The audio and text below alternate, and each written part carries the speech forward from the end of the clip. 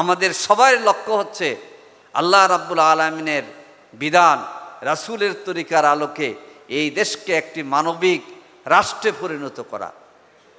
আশা করি ঢাকা ৭ আসনে আলেম ওলামারা ঐক্যবদ্ধভাবে সেই ভূমিকা আমরা পালন করতে যাব। যেসব ওলামায়ে কেরাম ভিন্নভাবে কথা বলেন, আমির জামাত বলেছেন, যারা আমাদের বিরুদ্ধে কথা বলেন আমরা তাদের জন্য দোয়া করব। একটা দলের বড় নেতা বলছে, একেবারে কথাটা বলতেও আমার লজ্জা লাগে, সরমানায় পীর সাহেবকে টার্গেট করে বলছে না, আবার জামাত ইসলামী টার্গেট করে বলছে, কোথাও বলছে বন্ড, কোথায় বলছে বেঈমান।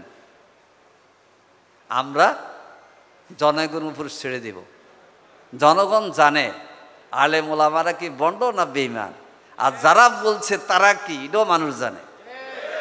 এই জন্য আসুন, কাদা ছুড়াছুড়ি নয়, আলেম ওলামারা তাদের বক্তব্য আখলাক দিয়ে প্রমাণ করবে যে আগামী দিনে ইসলামের আলোকে রাষ্ট্র চালানোর মতো শক্তি, বুদ্ধি, যোগ্যতা আমাদের আছে।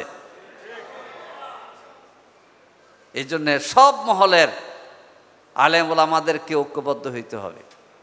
এবং আজকে এখানে নমুনা দেখা যাচ্ছে, সব ধরনের টুপি এখানে আছে, কি বলেন না? নাই, মহব্বত করতে হবে। সবাই আমরা এক, লা ইলাহা ইল্লাল্লাহ মুহাম্মাদুর রাসূলুল্লাহ ইন্নাদ-দীন ইনদাল্লাহিল ইসলাম। এই আয়াত সরমনায়ও তেলাওয়াত করে, আমরাও করি, হাটাজারিও করে, তামিল মিল্লাতও করে। ইন্না হুদাল্লাহি হুয়াল হুদা। সেজন্য আসুন, এই ক্ষেত্রে একতলাফ হবে না আমাদের। যদিও কেউ কেউ কারো কারো প্ররোচনায় কোনো কিছু করতে চায়, আমরা বলবো যে আসেন সবাই আমরা ইমাম আর মুক্তাদি। আল্লাহ তাআলা একটা সুযোগ দিয়েছেন। বাংলাদেশের একজন স্বনামধন্য পীর সাহেব বলেছেন যে আমি কেন ধন্যবাদ জানাচ্ছি, ঢাকা বিশ্ববিদ্যালয়ের সিনেটে নারে তাকবীরের ধ্বনি হয়, হিজাব হিজাব স্লোগান হয়। এটাই তো আমাদের অর্জন, এটাই তো ওলামায়ে কেরামের সম্মান। আগামী দিনে বাংলাদেশের সংসদে আলেম ওলামারা একসাথে সংঘবদ্ধভাবে ইমামতি করবে, সেটাকে আমরা চাই না? চাই। আসুন সবাই মিলে মাযহাবী এবং ইবাদতের মাসলা ক্ষেত্রে আমরা মানুষের সামনে কথা বলবো না, যে যেভাবে আমল করি। বিতর নামাজ তো 3 রাকাত আছে, 1 রাকাত পড়ে, কিন্তু আমি 3 রাকাত পড়ব, আমি এটাকে মনে করি এটা হাদিসের এইভাবে আছে, কিন্তু ঝগড়া করতে যাব কেন? সেজন্যে রাজনৈতিক মাঠে আল্লাহ তাআলার প্রিয় গোলামদেরকে নির্বাচিত করার জন্য আমরা চেষ্টা করব।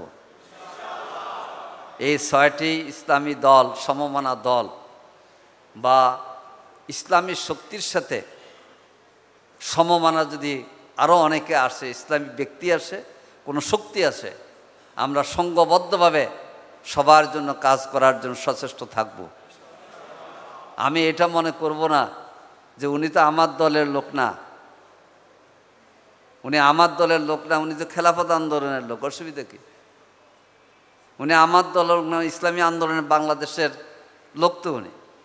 আবার ইসলামী আন্দোলন বাংলাদেশ, খেলাফত আন্দোলন, খেলাফত মজলিস মনে করবে উনি তো আমাদের দলের লোক না, কিন্তু জামাত ইসলামের লোক, ইসলামের লোক। এই মনোবৃত্তিতে ইনশাআল্লাহ জোয়ার শুরু হয়েছে, জোয়ার অব্যাহত থাকবে।